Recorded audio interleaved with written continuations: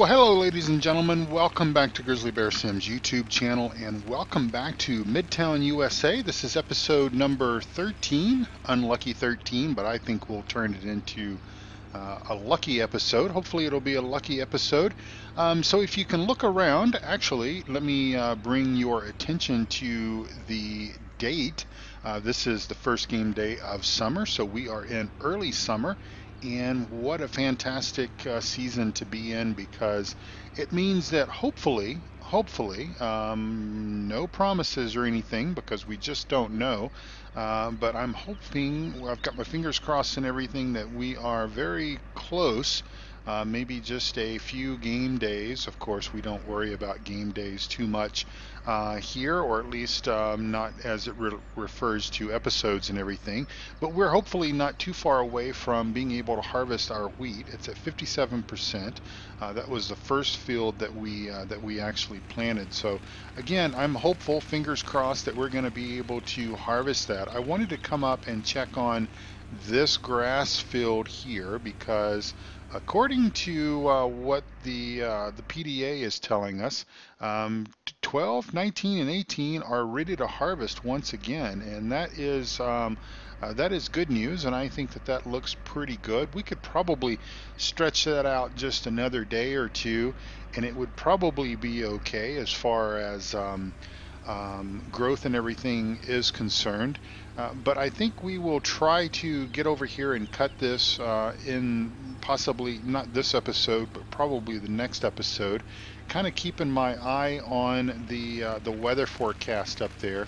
Now, again, if everything goes according to what I'm hoping is going to be our plan, I'm very hopeful that come possibly Saturday or Sunday, so again, that's kind of like midsummer time frame, hoping that this wheat field off to the right here, as well as the other one, and then also we have a barley field as well. I'm certainly hoping that those fields are going to start coming in and be ready to harvest, because again, we want to certainly be able to turn those fields around, which as I have said before many times in this series, that means we need to harvest the wheat, we need to collect the straw, we need to then begin soil prep again, fertilize, cultivate, and then get ready to plant soybean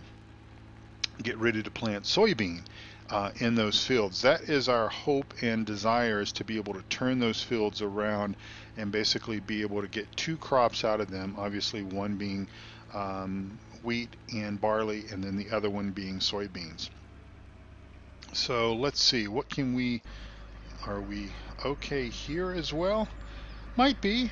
I mean, again, we need to kind of take advantage of our time, because normally if we're playing a map like this and we're not trying to get double crops off of fields, we kind of have an easy summer, so to speak. We obviously have to do our fertilization and stuff like that, but you know, it's a relatively easy summer waiting for the fall harvest. But with the wheat and barley potentially coming in early, that's going to mean that our summer is going to be quite busy, because we're still going to need to get hay in for our cows, some more grass in for silage, and then of course get those soybeans, or get the wheat off the fields, get those fields turned around, get the soybeans in the ground. Before you know it, the other crops will start coming in, things like canola, corn, and sunflowers, and let's see what else, and then the soybeans. So just in case, because we really would like to have a soybean crop part of this series, we are prepping what field is it now? Field number 14. We're prepping that just in case. We've fertilized it. We are currently right now plowing it. We've got a hired worker over there plowing it, and then we're going to actually head over there and begin cultivating that field momentarily. Now, if you were watching, I don't know if it was the previous episode or if it was maybe the episode before that, you may have noticed that I said something, I talked a little bit about about something that I was curious about with the mixing wagon, because I put 2 bales of hay in the mixing wagon, and it basically registered as full. Well, here is the deal, folks. So take a look. This is hay that we actually bought at the store. I bought this hay as I was setting the map up, getting it ready for the Let's Play. And these are 4,000 liters each, okay? That's what we would expect. We would put 2 hay, 1 straw, and then the rest silage, or we could do 1 hay, 1 straw, and the rest silage. Well, I accidentally had activated the mod that allows for larger bale types, and so if we look at this, look at that 9,000 liters in that bale. So that's what happened when I grabbed a hold of 2 of these bales, not knowing, because if you remember the episode where we actually raked and baled, I used follow me, so I was not driving the tractor with the baler on it, and therefore those bales ended up being 9,000 liters each. So I've got them separated. I've got the 9,000 liter bales here turned this way. There's 2 more over there that I pitched over there, and then these are 4,000 liter bales each, which obviously is what I was hoping, or what I was expecting to get out of the other baling. So I've deactivated that mod, got that mod out of my mods folder, because I don't even really like it. I don't like to use it because I'm used to dealing with 4,000 liter bales. And so also, of course, that's why we didn't get as many bales off of that field, because they were 9,000 liters each. So I think there was a total of like 14 or 15 bales. So in all honesty, we should have almost, well, we could have doubled, maybe a little bit more than double the amount of bales off that field had I not been baling them at 9,000 liters each. So that was obviously my bad, because I did not realize that that mod was active. So I've got it out of the picture, and that's not going to be a problem anymore. So we're going to go ahead and get over here in our big bud. Now again, I think the last few episodes, I certainly thought that we were done with ground prep, with doing things like fertilizing, at least fertilizing the base soil, plowing, cultivating. I thought we were all done with that as well. But again, just sort of because we have customers that want soybeans, and because we've already kind of pre-sold some soybeans, we need to make sure that we can still plant soybeans. So here's kind of the deal. Let me bring up our menu here, and we can talk about this kind of logically. Now, we will expect that our wheat and our barley will come in around the midpoint of summer. So around game day 4, 5, or 6, we could expect our wheat to come in. If that doesn't happen, we still have the luxury of planting the other field with soybeans up to game day, or through game day 6 of summer. So that's sort of the plan. Plan A is to do what we said we were going to do, and that is begin to get the wheat in, get the barley in, turn those fields around. That is plan A. Plan B, if we start getting close to that midpoint of summer, and if those fields are still showing as not ready to harvest, and if we don't think that we're going to have plenty of sunshine and everything to expedite those crops, then we will go to plan B, and plan B will be to go ahead and sow this field down here in soybean. So it's a little bit of effort. Obviously, it's costing us some money to prep this field.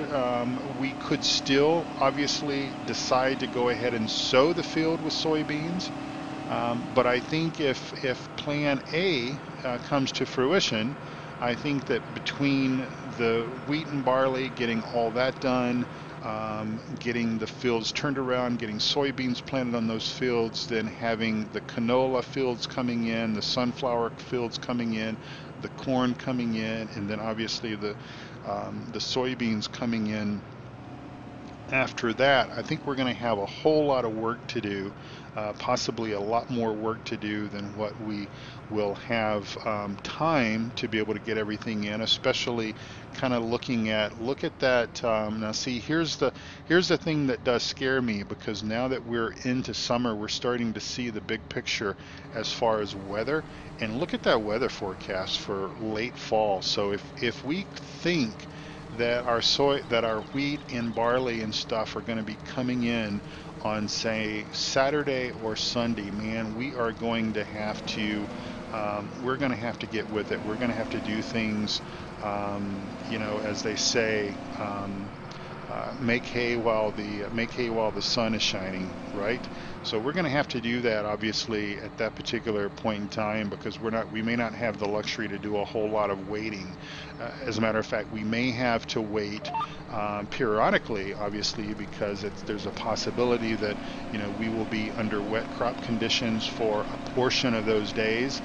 But we will be monitoring the weather forecast. We will basically have every potential weather forecaster on speed dial. We'll have the radios on, we'll have the televisions on, we'll be watching the weather as much as possible. I mean, fingers crossed the wheat and barley starts coming in on Saturday the 4th, or Sunday the 5th, worst case scenario. And if need be, I've already made arrangements with some workers that if need be, we will lease another combine, and we will hire in the needed help to be able to get all of that work done, whether it's getting the crops in and then turning the fields around, etc. It will be an all hands on deck type of experience. So we will get that done, because that's what we have been excited about, this opportunity, playing with this map and this geo, and having the ability to experience a warmer than sort of normal what we've been accustomed to in playing some of the maps that we have been playing over the last year since the Seasons mod has been available to us. We've never had the luxury of being able to do sort of double rotate fields twice. I get crops in and out like that, and be able to take advantage of it. I mean, quite honestly, it's a wonderful money-making opportunity to be able to turn these fields around and be able to put harvest wheat and barley off of them, plant those in the spring, get those in the summertime, summertime time frame, and then be able to essentially plant soybeans in there and take advantage of that crop, because that's going to be a good moneymaker for us for sure.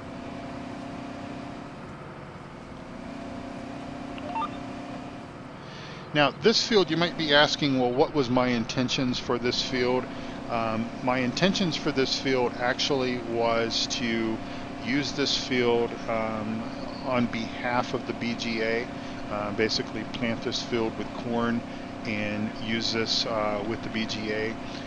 We could possibly, let's see, could we still do that? We could still plant corn if we made that decision in the next 2 game days, or maybe 3 game days. But again, I'm thinking, fingers crossed, I'm thinking that we're going to have so much work to do, because again, we need to cut more grass for both silage and hay. We also have all the field work to do, plus the animals, and got a lot of stuff to do on this map. And again, with me juggling multiple series, it takes a little bit of time. There's more to just kind of stepping out of storyline here for a moment, and I'm sure folks understand. And of course, I know that my brethren that certainly do this work, that do the YouTube stuff, they full well know also that there's a lot more to this than just playing the game and clicking record on our software. There's a lot of prep that goes into it. I would say, for me, and I don't know if this applies to everyone. I would be kind of curious to hear what folks like Farmer Klein, what Reefy 1952, maybe Doughboy, etc., what some of those guys think about this. But I would say that for maybe for every minute that I record, and my videos are typically about 30 minutes, so let's go ahead and use 30 minutes as the number. So for this session, that's going to be about 30 minutes in length, and especially if I don't want things to become too boring for you all, in other words, showing a lot of the same stuff kind of over and over and over, it means that I'm probably doing things off camera. So my off camera time for 30 minutes worth of video time is probably an hour, maybe an hour and a half. It kind of depends on what's going on. I mean, obviously, this is episode number 13, and we're on the I'm playing 9 game day season. So basically, this is the 10th. This is the 10th game day, I suppose.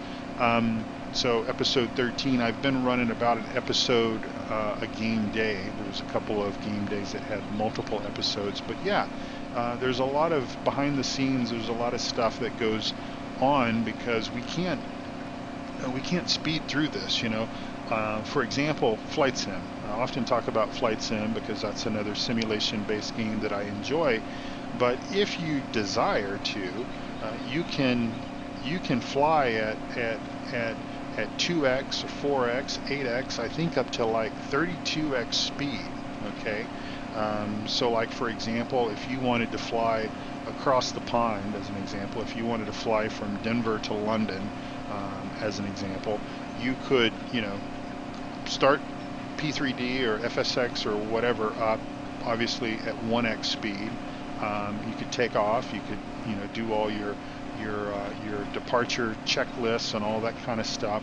Once you get up to cruise altitude, you could crank up Flight Sim up to 4x, 8x, 16x speed, maybe even 32x speed, and basically you could fly that crossing across the Atlantic in, you know, 30 minutes, maybe an hour, depending on the speed at which you crank things up, and then obviously slow it back down to do your arrival and your landing and all that kind of stuff.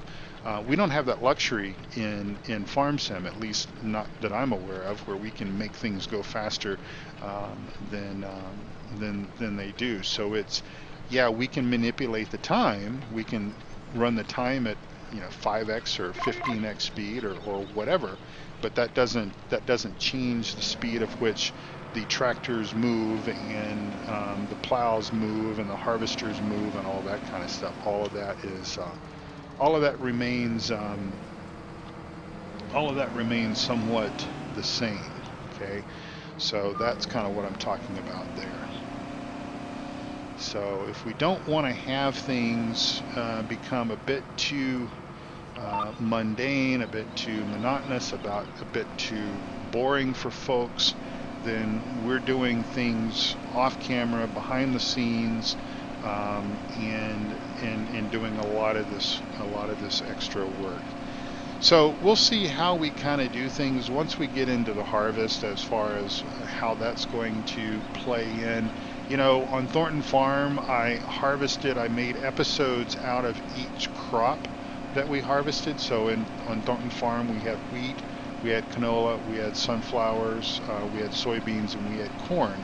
So that was, I wasn't counting there. And so that's wheat, canola, sunflowers, soybeans, and corn. So basically, we had approximately 5 episodes of harvesting. So we harvested each of those. But I had multiple fields. I had 2 wheat fields, we had 2 canola fields, 2 soybean fields, 2 sunflower fields, and 1 corn field. So I harvested the other fields, or finished harvesting those other fields off camera, and then finished the second field off camera. So probably we'll do that here with this as well. Break things up so that we spend 30 minutes or so harvesting wheat, and then obviously I will make an episode that covers all the work that's going to be required to turn the fields around. So you'll see all of that. but there'll be a lot of that work will obviously be done off camera. And then of course, we're going to take full advantage of course play and hire worker and everything else that we can potentially throw at it, because it will literally be an all hands on deck as soon as that wheat and that one wheat field starts to come in. We will be on that aggressively. That has to be the way. Now again, if it doesn't come in, if the wheat doesn't come in, and if we miss our window of opportunity, then we miss our window of opportunity. The only thing that I really have to go by as far as whether or not we will get lucky with the sense that we'll be able to start harvesting the wheat in the time frame that I'm thinking that we're going to be able to, is based off of Farmer Klein's experience. Farmer Klein was playing, or is playing, 15 game days per season, and I really don't think that there is any effect, and obviously we'll find out, I could be wrong, but I really don't think that there is any effect with the way that the crops come in. It's just essentially the number of days per each season transition that he's playing versus what I'm playing, and I'm thinking that he saw it in about his midsummer time frame. I think we're going to see it in our midsummer time frame as well, but obviously we're talking about game day 5 or so, and I think he was probably seeing that coming in around game day 7 or game day 8, something like that, something to that effect. I suppose maybe the only advantage could be to playing longer game day per seasons is weather, perhaps. Looking at our weather forecast there, the last 3 days that we can see there, game day 6, game day 7, game day 8, with rain each of those days. Maybe if we were playing longer game day seasons, we would have less of an impact to us in the sense that we would have potentially more days of sun, but we could also have more days of rain as well. I mean, it's I suppose it's you just never know. You just don't know, right?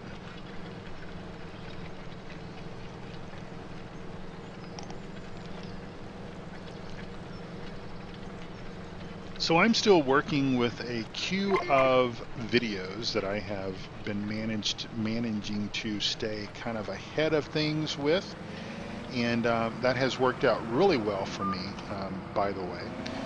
It has been something that has made it very easy for me to continue to push out content. Obviously, by now, you guys know that I have started a third series, a brand new series on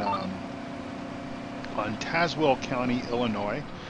That is a wonderful, wonderful map by Flatlander 84. And let me just back up here and drop this cultivator down. Flatlander 84, who also goes by the name The Sim Station on YouTube.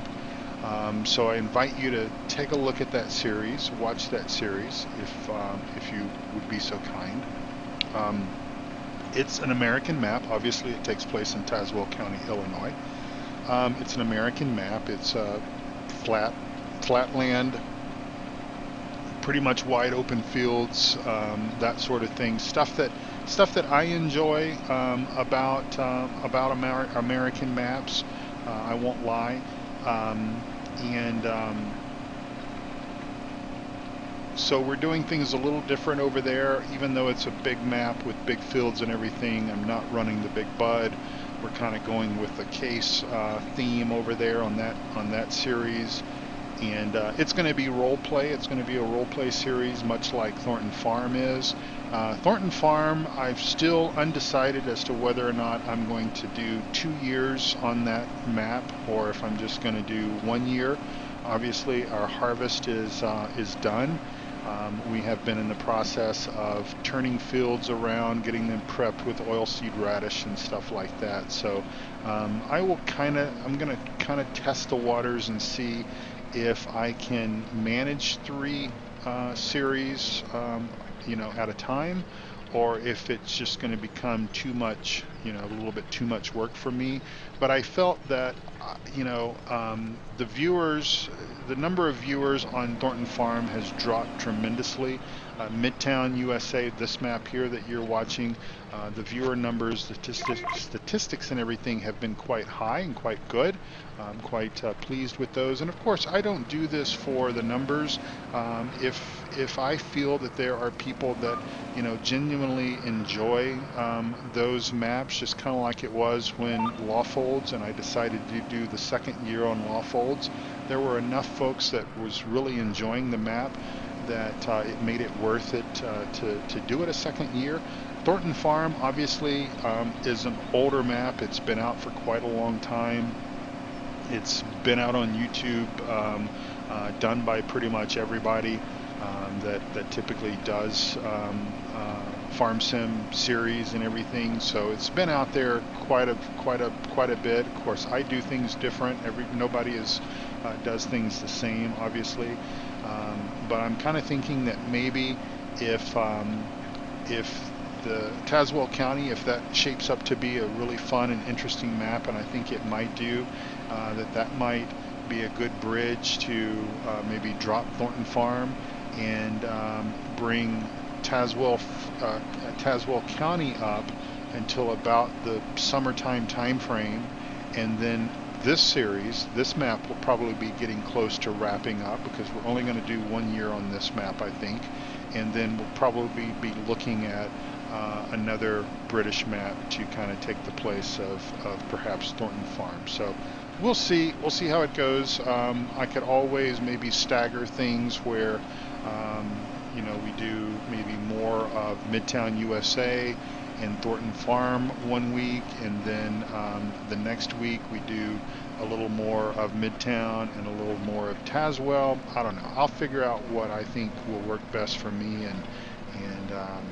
maybe just kind of look at the numbers and see how all that goes and everything, and then you guys can maybe give me some feedback and let me know what you want. I will tell you, I have not really been looking at British maps.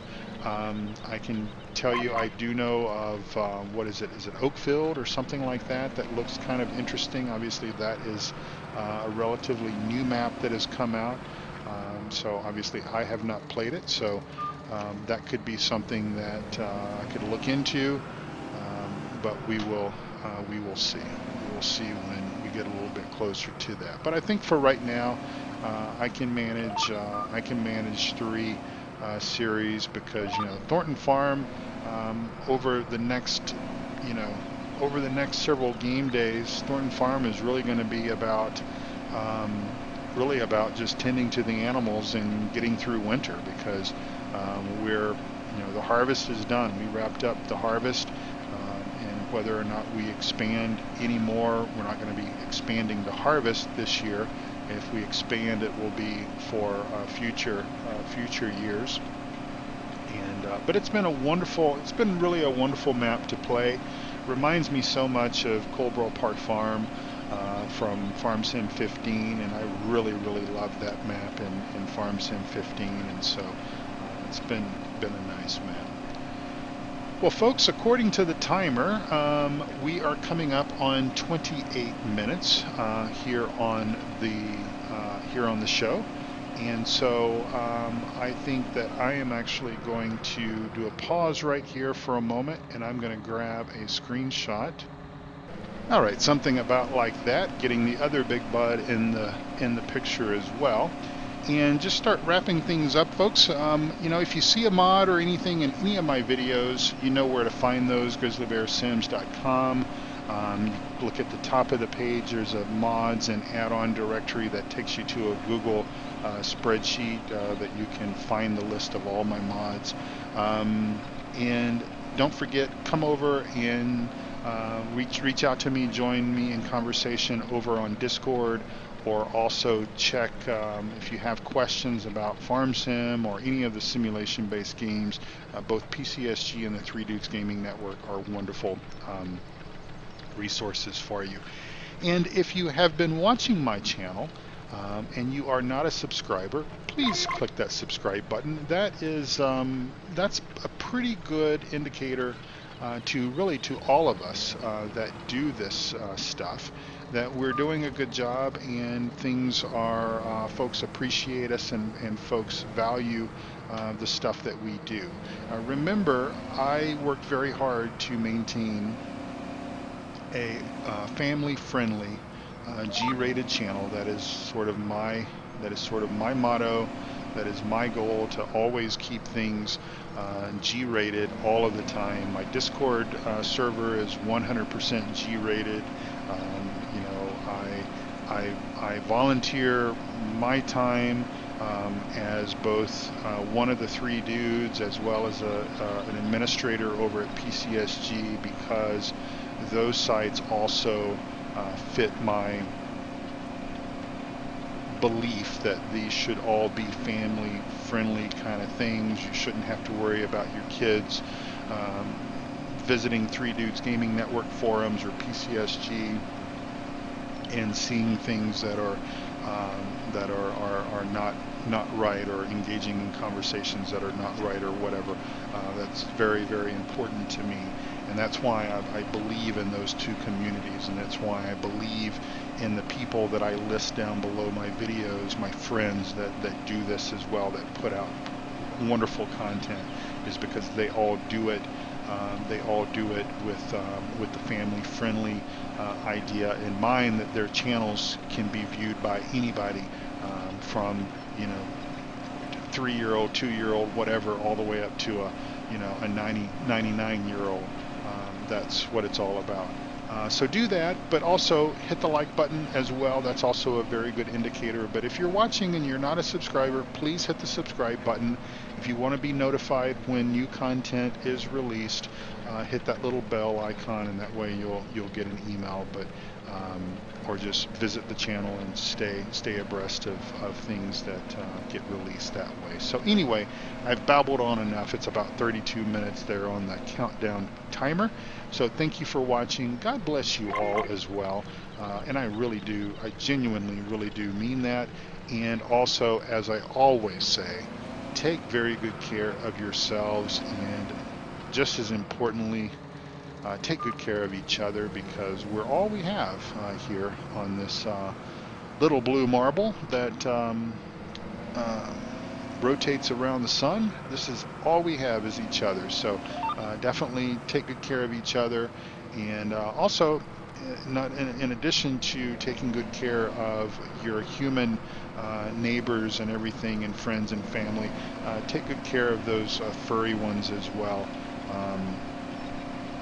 The dogs and cats and the horses and the cows and the pigs and those kind of things. Look after those guys as well, because well, they can't always look after themselves, so they need us as much as we need them. And if you are a pet lover like I am, you know exactly what I'm talking about. Thank you again for watching from Midtown, USA. My name is Grizzly Bear Sims, Jerry. And when we come back together for episode number 14, which will be very soon, we most likely will be resuming our fertilization efforts. We need to obviously fertilize our fields and make sure that they're all fertilized 3 times for maximum crop output, maximum yield. That's what we want. If we're going to do this, we want to have every grain of wheat, barley, canola, sunflower, soybean, etc. We want every possible amount that we can get. Plus, don't forget, we're also going to probably be mowing again as well, and I've got that stupid bell mod turned off, so we won't have those crazy bells again. So anyway, again, thank you all so much. Take good care of yourselves. I will see you again very soon. Bye-bye.